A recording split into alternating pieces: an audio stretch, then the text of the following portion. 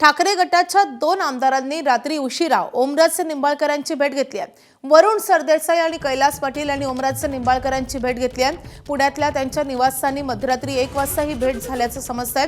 मध्यरात्री ओमराजेंसोबत सुमारे 1 तास सविस्तर चर्चा झाल्याची माहिती आहे। मित्र म्हणून विचारपूस करायला भेटलो अशी दोन्ही आमदारांनी माहिती दिली आहे।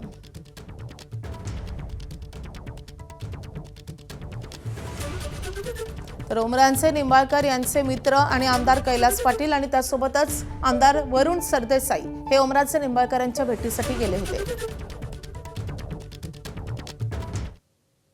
तर आणखी एक महत्त्वाची अपडेट, ओमराजे निंबाळकर थोड्याच वेळात पुण्याहून धाराशिवला जाणार आहेत। पवनराजे हत्याकांडाच्या निकालानंतर पहिल्यांदाच ते धाराशिवात जातील। दुपारी 4 वाजता ओमराजेंची पदाधिकारी आणि कार्यकर्त्यांसोबत एक महत्त्वाची बैठक होणार आहे। या बैठकीनंतरच ओमराजे राजकीय भूमिका स्पष्ट करणार आहेत।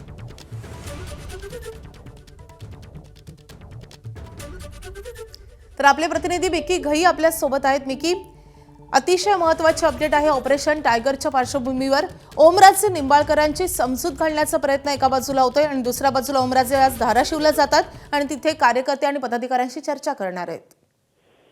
माधवी, जर आपण बघितलं तर या ठिकाणी हालचाली प्रयत्न मनधरणी होताना दिसतीये। ठाकरे गटाकडून प्रयत्न मनधरणी होताना दिसतीये।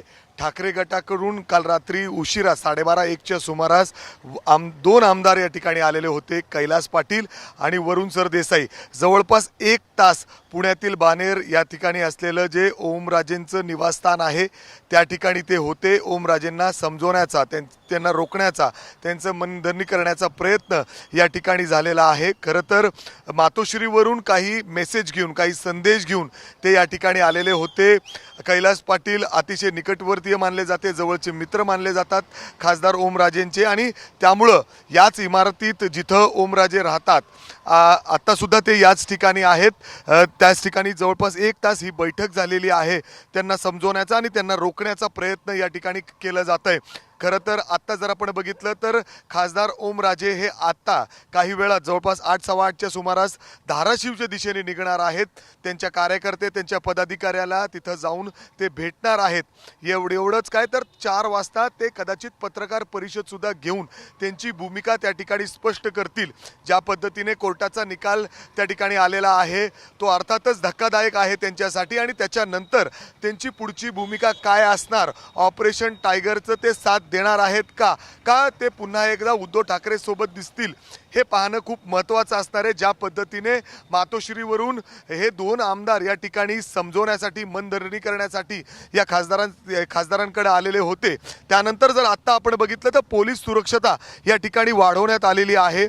खासदार ओमराजे ज्या ठिकाणी राहतात, पुण्यातील बानेर हाय स्ट्रीट या रस्त्यावर, या आलिशान सोसायटीमध्ये ते राहतात, काही वेळातच ते इथून धाराशिवच्या दिशेने निघणार आहेत। जवळपास 4च्या सुमारास ते त्या ठिकाणी त्यांच्या पदाधिकाऱ्यांसोबत बैठक असणार आहे।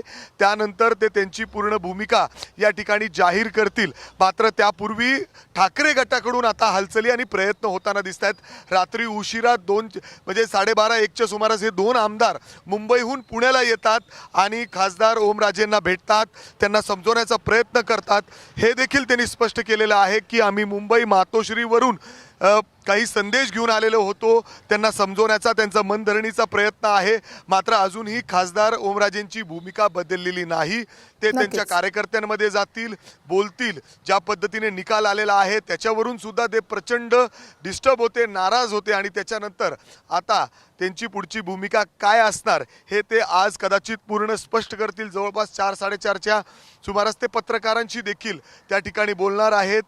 पत्रकार परिषद घेऊन सगळी त्यांची पुढची वाटचाल आणि भूमिका हे स्पष्ट करतील। अर्थातच पुढे ऑपरेशन टायगरचं नक्की काय झालं हे देखील या ठिकाणी स्पष्ट होईल। त्याचबरोबर एकनाथ शिंदेंनी देखील त्यांना व्हिडिओ कॉन्फरन्सिंगद्वारे, अर्थात व्हिडिओ कॉल करून त्यांना समजवण्याचा प्रयत्न केला आहे। आता ठाकरेंच्या या प्रयत्नांना यश येणार का हे पाहणं अतिशय महत्त्वाचं असणार आहे।